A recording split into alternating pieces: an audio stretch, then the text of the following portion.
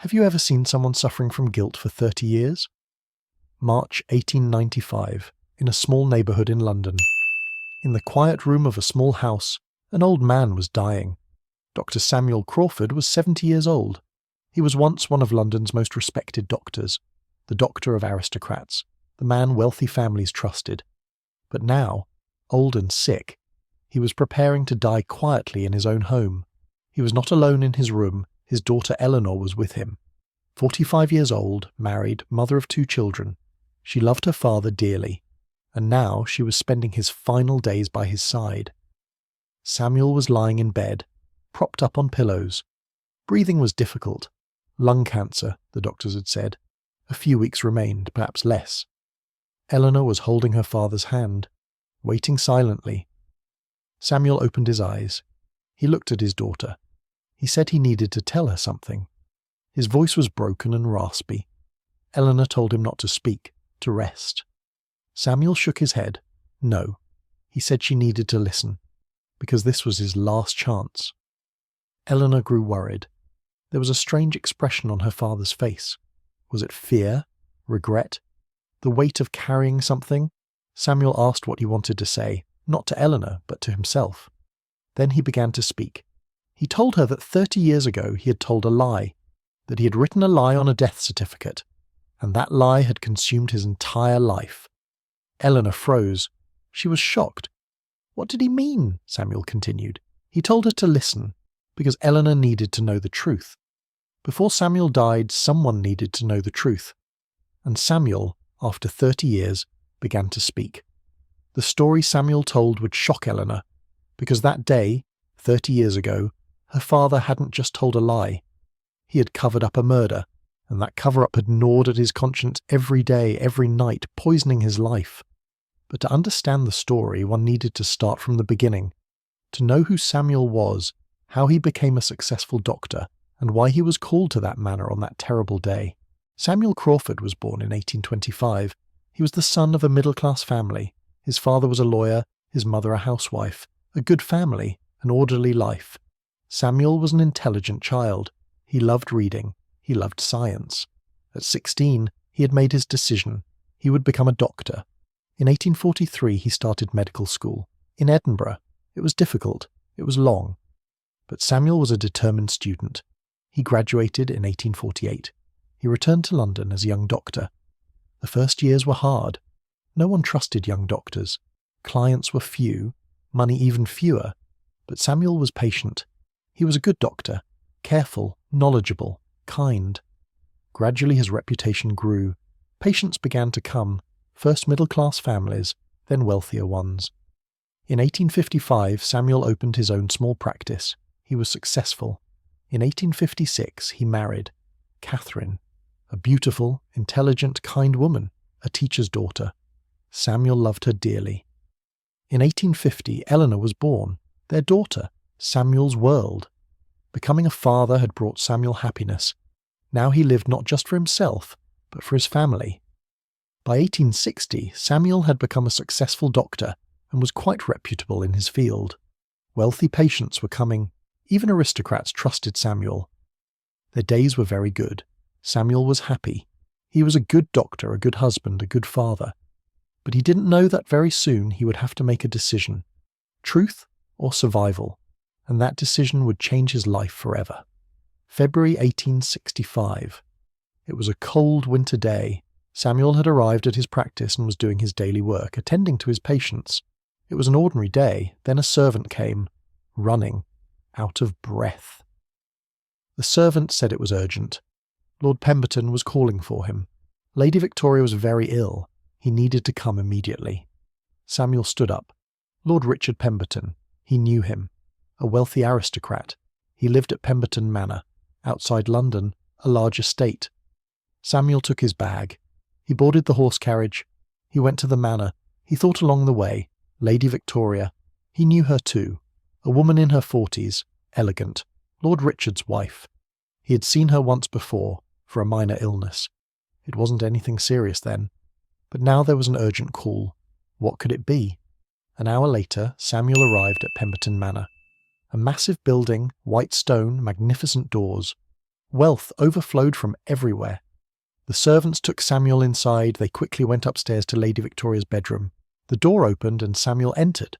But what he saw froze him. When Samuel entered that room, he understood that everything was wrong, but he didn't yet know how wrong. He didn't yet know that when he left that room, his life would never be the same. He didn't yet know that the decision he would make that day would haunt his dreams every night for 30 years, but he would learn soon enough. Lady Victoria was lying in bed. But lying would be the wrong word. Writhing would be more accurate. Her face was pale and covered in sweat. Eyes half closed, mouth open, trying to breathe. Hands on her stomach clenched in pain, body trembling, sometimes convulsing. Samuel immediately approached the bed. His medical instincts took over. He checked the pulse. It was fast and irregular. He looked at her face, lips bluish, pupils dilated. The abdomen seemed swollen. Samuel performed palpation. Lady Victoria moaned in pain. Lord Richard was standing in the corner, a middle-aged, tall, stern-faced man. Officially, he appeared worried. But Samuel noticed something. In his eyes was calculation more than concern. Lord Richard asked what was happening. His wife had been like this since morning. Terrible pains in her stomach. She had vomited. Then she had become like this. Samuel asked questions. What had she eaten? Drunk? Had this happened before? Lord Richard gave answers. Breakfast was normal. Tea, bread, jam. Nothing special. No, this had never happened before. Samuel looked at Lady Victoria again. The symptoms were familiar, but they shouldn't be. Then it occurred to him, but how could this be? Poison. Samuel froze. No, it couldn't be. But the symptoms were clear. Stomach pain, vomiting, sweating, pupil dilation, pallor, trembling. This looked like arsenic poisoning.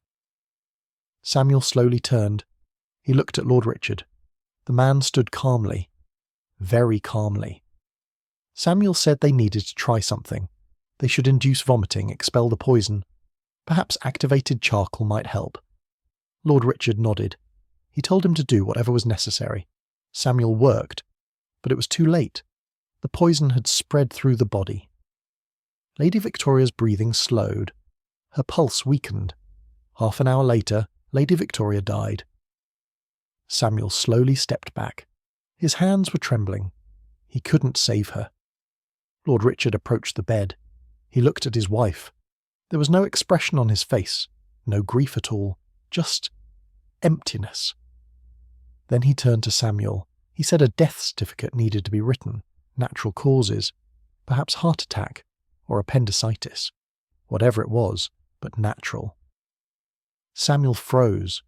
What did he mean? At that moment Samuel understood. Lord Richard knew. He knew it was poison, because he had poisoned her himself, and now he was asking Samuel to cover up the lie. Samuel couldn't speak. His throat was dry. He didn't know what to say.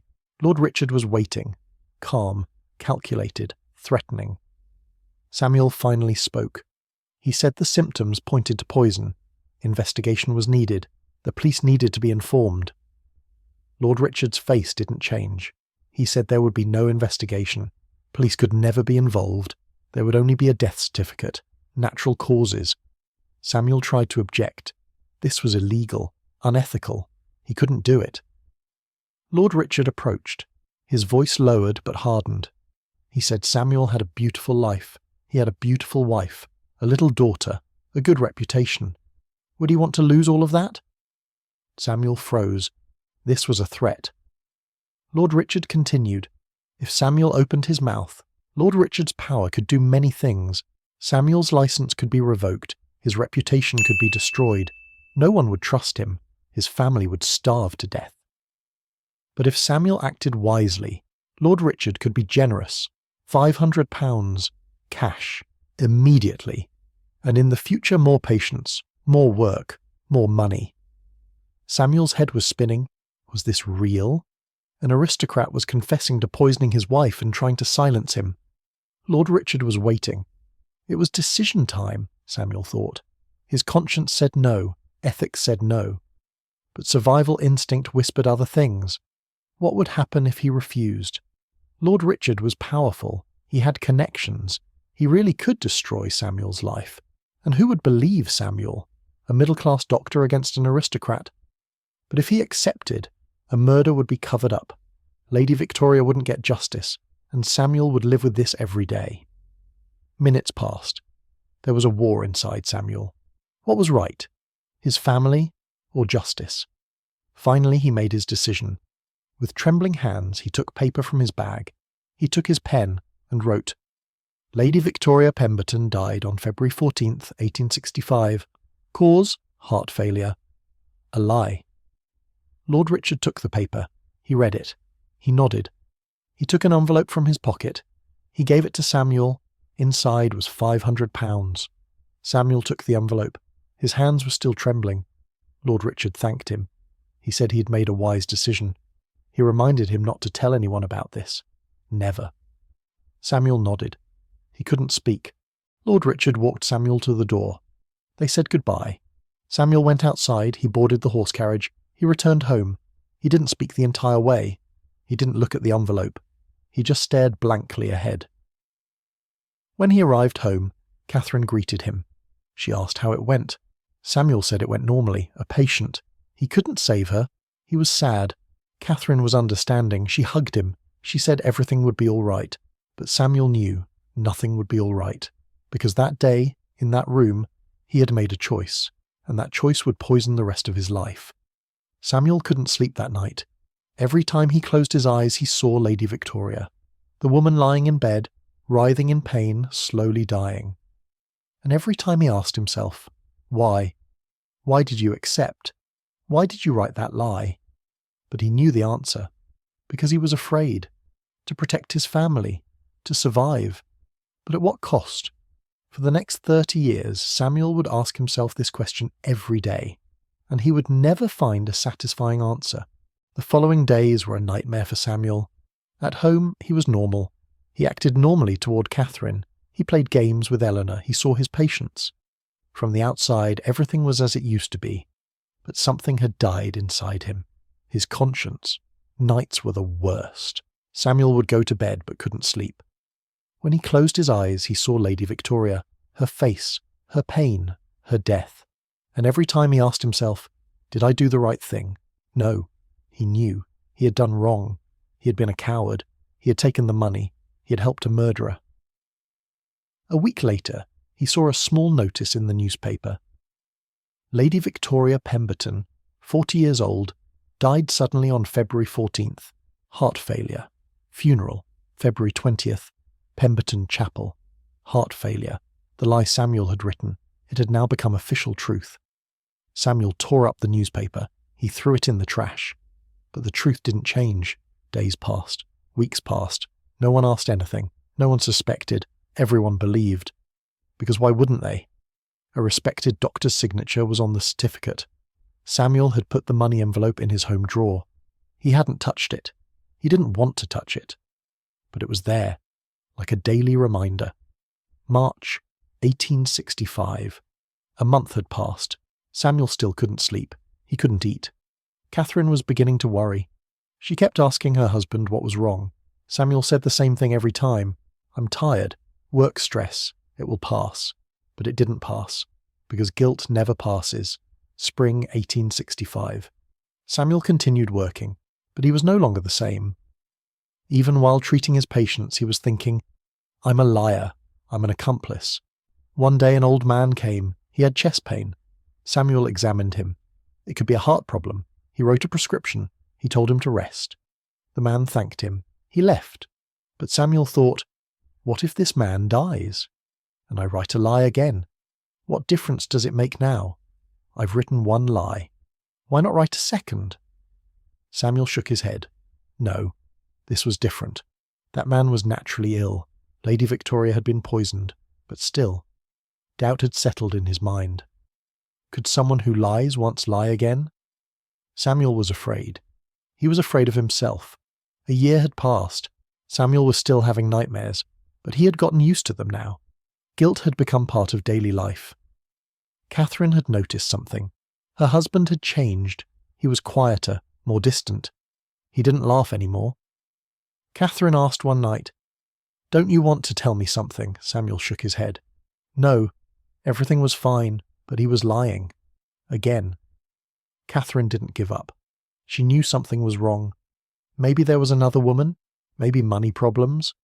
Samuel denied everything. He was just tired, stressed from work, nothing else. Catherine didn't believe him but stopped asking.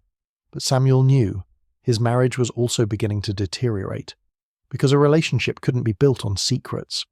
By 1870, Samuel was 45 years old. He was still a successful doctor, he had money, he had reputation, he had family, but he wasn't happy, because he was carrying a burden inside. He had been carrying it for 5 years, and it was getting heavier every day. Samuel sometimes thought, maybe I should confess, maybe I should go to the police, tell the truth. But then he thought of Lord Richard, his power, his threats, and he was afraid.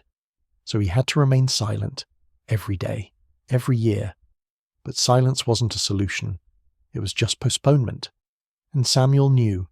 Eventually the truth would come out, or he wouldn't be able to bear it. The 1870s were a blur for Samuel. Days blended into each other. Work, return home, can't sleep, work again. His success continued to grow. More patients were coming. He was earning more money. In 1872, they moved to a bigger house. Eleanor was now 22 years old, a beautiful young woman. She got married in 1873 to a lawyer named Charles. Samuel smiled at the wedding, but there was sadness in his eyes. Catherine noticed. Her husband had changed for 10 years. He used to be warm, joking, full of life, but now he was cold, distant, withdrawn. Catherine didn't know why, but she no longer asked, because she knew she wouldn't get an answer. Samuel occasionally saw Lord Pemberton in the city, at social events. Lord Richard would nod his head each time, politely, as if they were old friends. But they both knew the truth. There was blood between them. Lady Victoria's blood. In 1875, something happened. Samuel went to a patient call, an old woman, Mrs. Thompson. She had shortness of breath. Samuel examined her. There was fluid in her lungs, heart failure. Treatment was possible but difficult. A week later, Mrs. Thompson died, of natural causes. Samuel wrote the death certificate. Everything was correct, no lies at all. But his hand trembled as he signed, because every time he wrote a certificate, he remembered that certificate. Lady Victoria's the lie. Samuel thought, how many more times will I write? How many more times will I sign a paper and remember that day? He knew the answer, until the day he died. 13 years had passed. Samuel was now 53 years old, his hair had greyed, the lines on his face had deepened. Outwardly, he was a successful man, but inside he was rotting, and the worst part, no one knew, no one saw. Samuel was carrying this burden alone. Samuel saw a news item in the newspaper one day. Lord Richard Pemberton is pleased to announce his new marriage. He has married Lady Margaret Ashford. Samuel dropped the newspaper. Lord Richard had married again. 15 years after killing his wife, he had married a new woman, and no one knew, no one suspected. Samuel got angry. For the first time in 15 years, he felt real anger. This man was a murderer, and he was happily living a new life, without any punishment, without any guilt. Samuel thought, maybe I should speak now. Maybe now is the time. 15 years have passed. Maybe I'm safe now.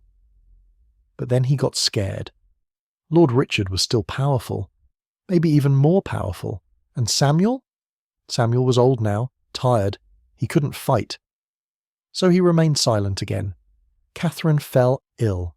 Pneumonia. Samuel did everything he could. He gave her the best medicines. But it wasn't enough. Catherine died 3 weeks later. Samuel cried at the funeral.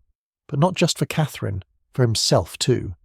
Because for 17 years he had lied to his wife. He had never told her the truth. And now it was too late. After burying Catherine, Samuel returned home. Empty house. Silent house. He was alone now. Eleanor and her husband suggested Samuel move in with them. Samuel refused. He wanted to stay alone. Because loneliness was what he deserved. 20 years had passed. Samuel was 60 years old. Eleanor now had grandchildren. 2 children. Samuel would go see them sometimes, play games, laugh, but then he would return home, to his lonely house, and think again, I'm a liar, I'm an accomplice to crime, 20 years, and he never found peace, perhaps he never would. Autumn 1885. Samuel was sitting in his practice one day. An old man came. He had chest pain. Samuel examined him. It was a heart attack, mild, treatable. The man asked, "Doctor, will I recover?" Samuel told him he would recover, but he needed to rest, avoid stress. The man smiled. Avoid stress? It wasn't easy, but he said he would try. Then the man said one more thing. "You know, doctor, life is very short. It's not worth living with regrets." Samuel froze. How could the man know? But the man continued. He said he had many regrets. He had done wrong things when he was young, and now he was old. He couldn't make amends. He could only live and go on. The man left, but his words remained. Samuel thought, not worth living with regrets. But was there any other choice? That night Samuel sat at home, in silence, and thought. For 20 years he had been forced to keep this secret. For 20 years he had carried it. And what had changed? Nothing. Lady Victoria was still dead. Lord Richard was still free. And Samuel was dying a little more every day. Maybe it was time to speak. Maybe he was old now and didn't have much to lose. Maybe. But the fear was still there. 20 years of fear. It didn't go away easily. Samuel buried his head in his hands, and again, for the 20th time, the 1000th time, he asked himself, why? Why did I accept that day? But the answer was still the same, because I was afraid. And now, 20 years later, he was still afraid. Samuel was 65 years old. Officially he was still working, but not like before. He tired quickly. He had reduced his patience. Eleanor visited frequently. She would bring the grandchildren. Samuel loved them. He loved their innocence. They didn't know the world yet. They didn't know lies and betrayal yet. Samuel sometimes thought, how will my grandchildren remember me? As a good person? Or, if they learn the truth, as a liar? Samuel fell ill. First it was a cough, then shortness of breath, then pain. Another doctor examined him. He said it was lung cancer, advanced, untreatable, perhaps 2 to 3 years. Samuel wasn't surprised, as if he had been expecting it, as if he deserved it. Eleanor was very upset. She wanted to be with her father, but Samuel refused. He wanted to stay alone in his own house, but Eleanor insisted. She said she would visit at least once a day. Samuel agreed.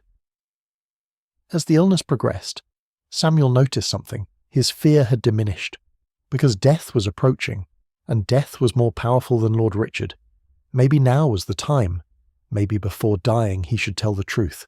Samuel became even sicker. He could no longer walk. He was bedridden. Eleanor came every day. She brought food. She cleaned. She talked with her father. One day Eleanor asked, "Father, is there anything in your life you regret?" Samuel stopped. This question was everything. Something he regretted? Yes, many things, but especially one. A day 28 years ago. A decision.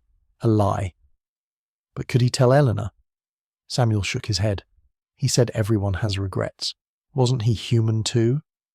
Eleanor smiled. She squeezed her father's hand.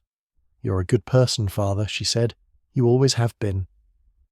Samuel's heart burned. A good person? No, he never had been. Samuel was very weak now. He had lost a lot of weight. His hair had fallen out. His face had turned greyish-yellow, but his mind was still clear. And every day he thought, when will I tell? When will I tell Eleanor the truth? Autumn came. Samuel made a decision. He would die soon. Maybe a few months, maybe less. Before dying, he had to tell the truth.